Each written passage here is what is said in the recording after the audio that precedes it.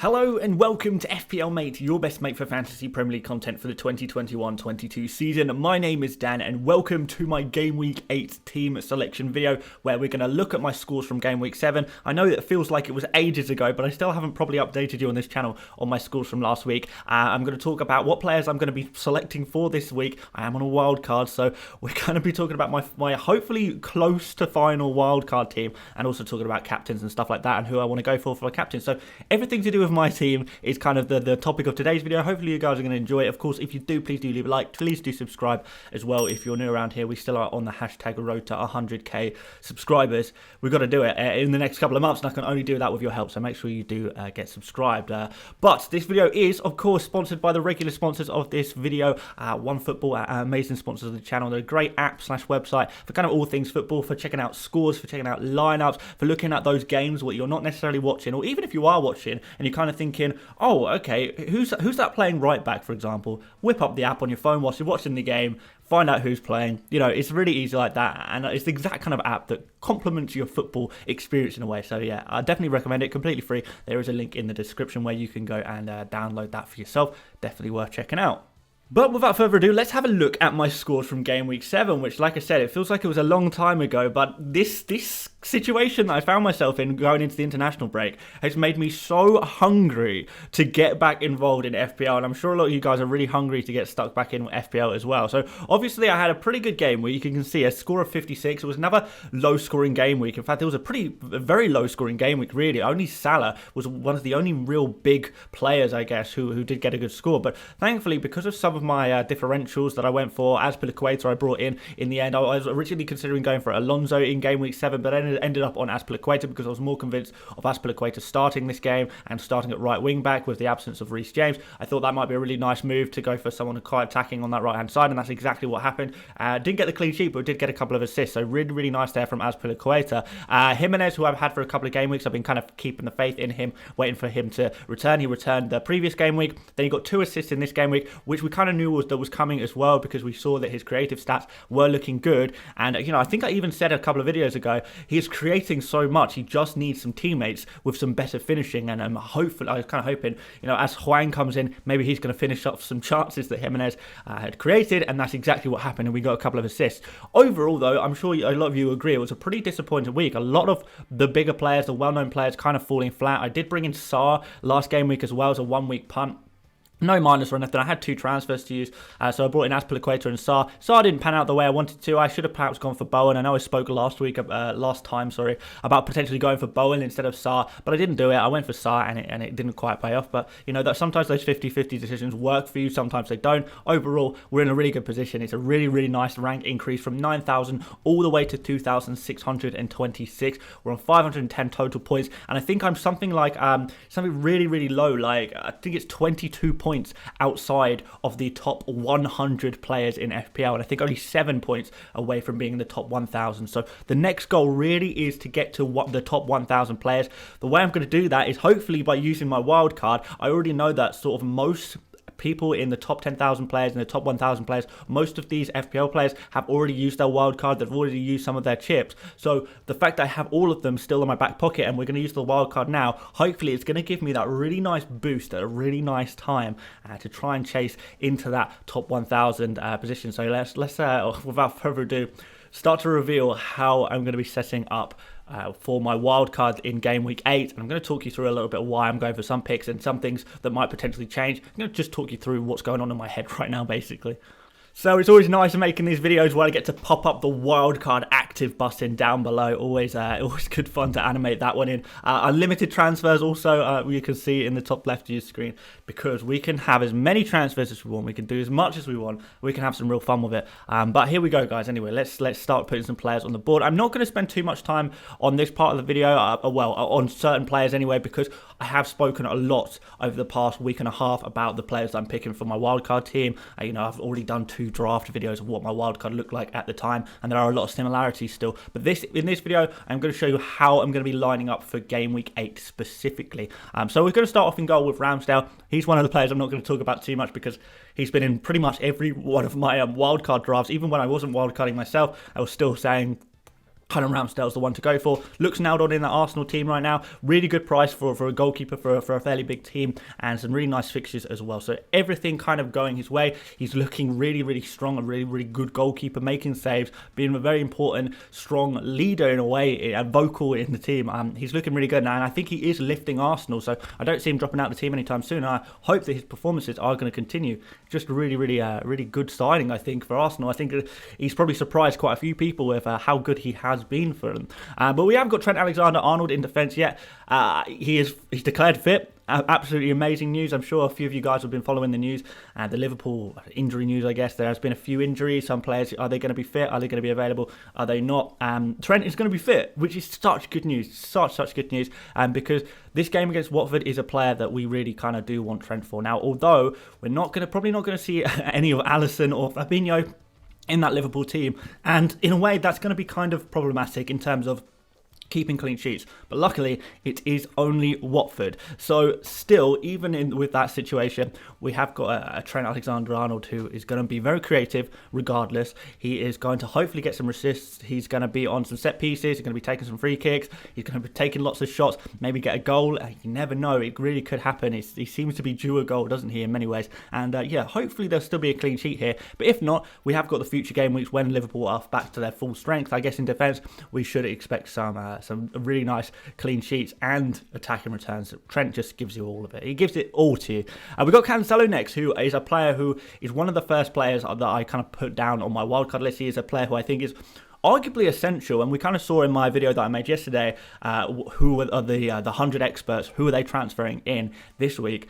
Cancelo is the most popular transfer in, so he's a super popular transfer in for a very good reason. He is playing for the best defence in the league by a long shot. Man City's underlying defensive stats are incredible, head and shoulders above anyone else, so you do need to be invested in that Man City defence, particularly over the next 3 games. Burnley, Brighton, Crystal Palace, 3 games against teams who typically score low. But even after that, you know, we're talking about Man City that can literally keep a clean sheet against anyone, and their fixtures look pretty decent for a long time now, so definitely very important that you go for a Man City defender. And Cancelo, because of the attacking output that he offers, essentially playing as a midfielder in times, and you know, he's actually been matching some of the shooting and passing statistics of players like Grealish and Bernardo Silva, players like that, who you probably think of, they're the attackers, right? But Cancelo is taking roughly the same amount of shots, you know, making roughly the same amount of key passes and things like that. So you get an attacker and a defender in one go with Cancelo, which is why I think he's so important. It's tiny rotation risk, but not enough to cause any concern. We've got Chilwell next, which this is probably his first appearance, actually, in any of my drafts. But I have ended up with the conclusion that I do want to go for Chilwell instead of Rudiger, because look at the fixtures, guys. We've got Norwich, Newcastle and Burnley.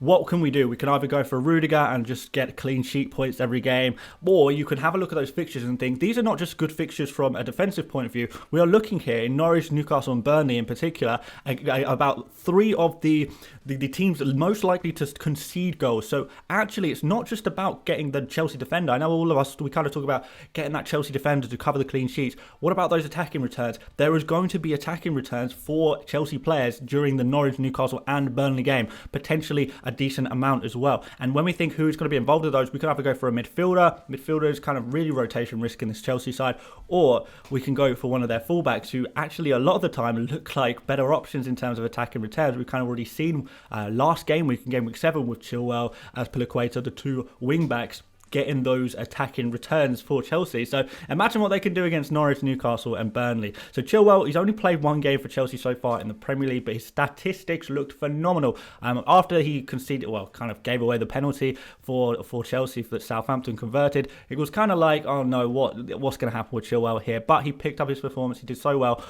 Yeah, I just think that he is going to be a really good asset, and he has that bang. And yes, he is a rotation risk, but the benefit of bringing in a player like Chilwell in now is because I can completely mix up my bench. I can make a really strong bench to actually cover Chilwell in those occasional games that he will inevitably missed. But I'm hoping that the games that he does play more than makes up for the games that he missed in terms of his very high ceiling, clean sheet and an assist, or a clean sheet and a goal, or something like that, or even just an assist and no clean sheet in some games, maybe where other players are not getting anything. Like Rudiger might get a 2-pointer, Chilwell, even though he concedes, still has that good chance of an attacking return, and suddenly you're laughing a little bit. So in so many ways, I do think Chilwell could be a really beneficial player to go for as long as you can cover it on your bench. I've kind of said that a little bit this week already, but it's one of those risks I want to take. He's a low ownership player. Not a lot of people are going to have him. Not a lot of people are going to be brave enough to get him in their team either. I'm going to go for it because I do want to make that push for the top 1,000 players. I have a lot of confidence in this move, so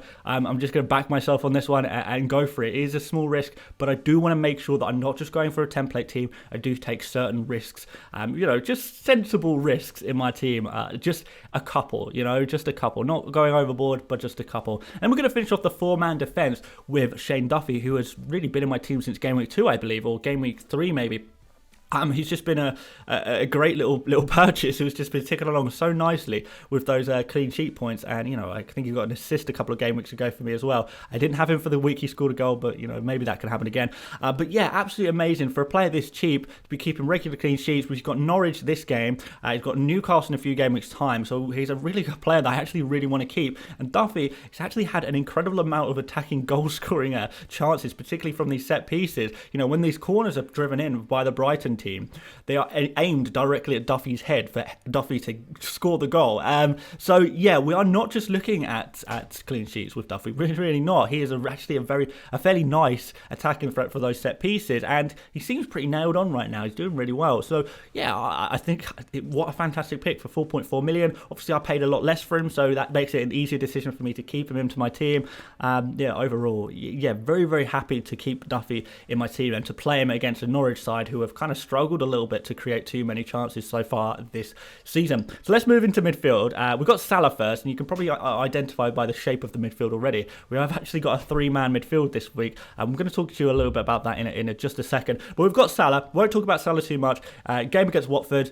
Salah is in the best form of his life. He's an absolute essential must-have in FPL, and if you don't have him in your team, you need to go and look in the mirror and kind of question every moment of FPL up until this point, and then go back to your computer, go back to your mobile phone and make the transfer, get Salah in. He is essential. He just is, and you're going to regret it if you don't have him in your team, and that's why he's in my wildcard team. Next player is Son, who's a little bit more interesting, and I kind of had a bit of a choice to make here. Do I go for a Son at Spurs, or do I go for a Man City player, a Man City midfielder, attacker, if you like?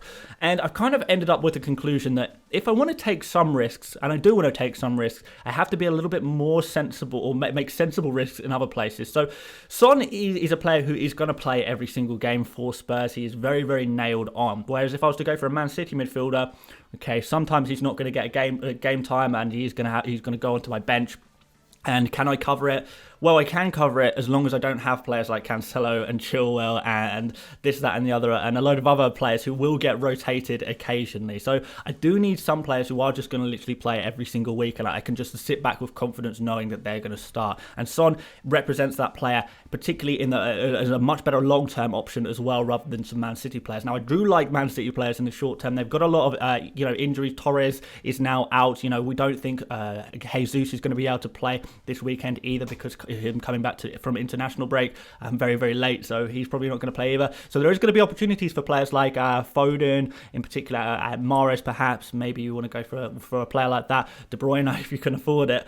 So yeah, absolutely love those shouts, love those players to go for. But if I'm thinking a little bit more long term, I really do like the look of Son, and he's got a really good game against Newcastle, a derby game against West Ham, which always has goals in it, which I really like. Manchester United can't keep a clean sheet. Everton aren't quite as good as people think they are. And then after that, Spurs actually have the best run of fixtures of any team after that Everton game. So it's a nice long-term, safe pick in many respects, and Son has been in great form as well so far. He's gone really under the radar. I just think, some people are gonna go for Son right now, and I think I'm gonna be one of them. I really do. I think he's a great pick, and I think he's a good, safe, long-term option that I'm just happy with.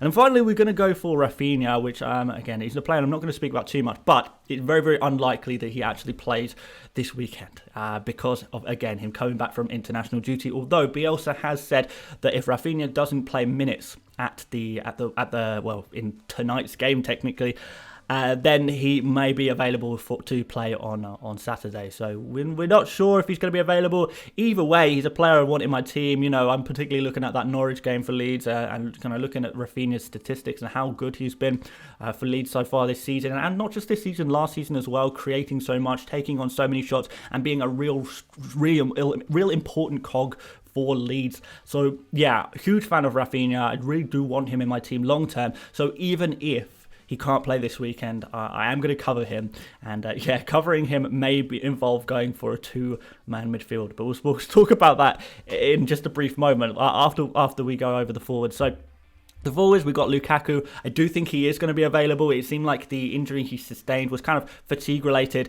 and he was unavailable for the international game rather than the club game. So sometimes, I've seen a few people talk about recently, you have international injuries and then you have injuries. International injuries, yes, the player is unavailable, but only within the context of the international break. After the international break ends, a little bit of time has passed, maybe Lukaku becomes available, and that's the situation I think we find ourselves in. Same with Rudiger, to be fair, although if I'm completely honest, Rudiger's potential rotation was a factor in me deciding to switch him out and go for someone like Chilwell instead.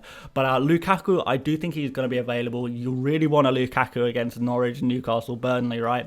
Like I was kind of saying with Chilwell, you want those attacking Chelsea players in that fabulous run of 3 fixtures and to double up on 2 attacking players. And yes, I do class Chilwell as an attacking player in this context. I think it's going to be really nice captain option. I don't know, are you going to captain Salah against Manchester United? Possibly not, but you kind of do need those other options, and Lukaku would definitely be a really good captain option at home against Norwich. Don't let his blanks fool you. Lukaku has been in really good form and looking really good. Don't worry about that. We've got Antonio next, who I do think is going to be a player who I kind of monitor over the next couple of game weeks. I've got a lot of money invested in him. His stats still look phenomenal even when he's been blanking. And the next 2 games against Everton and Spurs, like I said, Everton I don't think are quite as good as a lot of people kind of think that they are, and Spurs at home, a big derby game for West Ham, and like I say, always goals in that game. So I'm going to kind of monitor those 2 games, see how Antonio does. I don't really want to get rid of him next, even though I am on a wild card. I could easily get rid of him, but I'm not really sure I want to do that. So I am going to keep Antonio in my team, and we can kind of reassess that in a couple of game weeks and maybe consider removing him, see if he does well. You never know, he could still be in some fantastic form, get some really nice, look really good on the pitch, create a lot, score a lot, take a lot of shots on, and then we'll probably say, okay, let's just keep him. But I'm going to cool it and wait and see on Antonio, I think, and just see how well he does and stick with him. And then finally, I've got Hwang in this team as well. Aston Villa up next. He's looked really good, in really good form.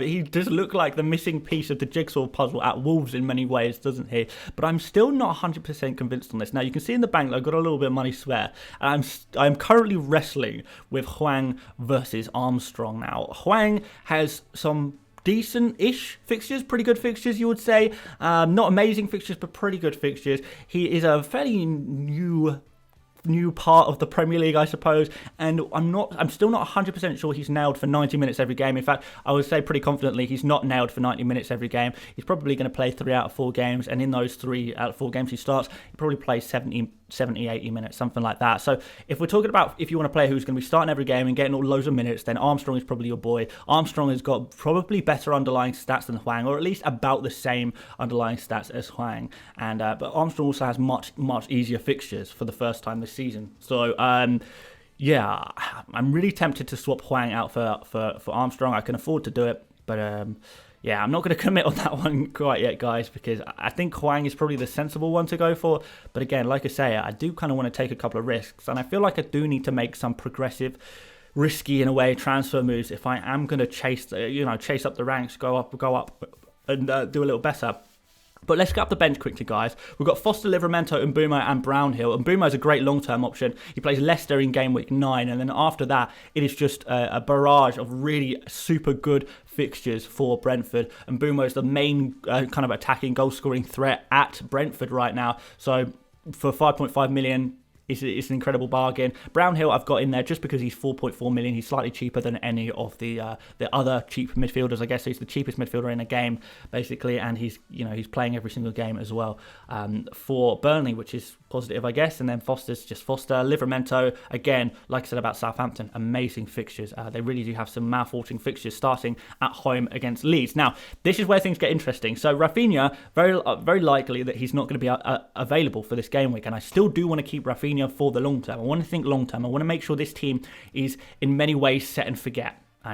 Just a team that I'm very happy with for the long term, and then I can make more reactive changes to my teams rather than planning out transfers and booking in transfers. I want to have that flexibility where I can adapt to the ever-changing world of FPL, I guess, the ever-changing world of the Premier League. I do want to have that flexibility. So Livramento would come in for Rafinha if Rafinha wasn't available.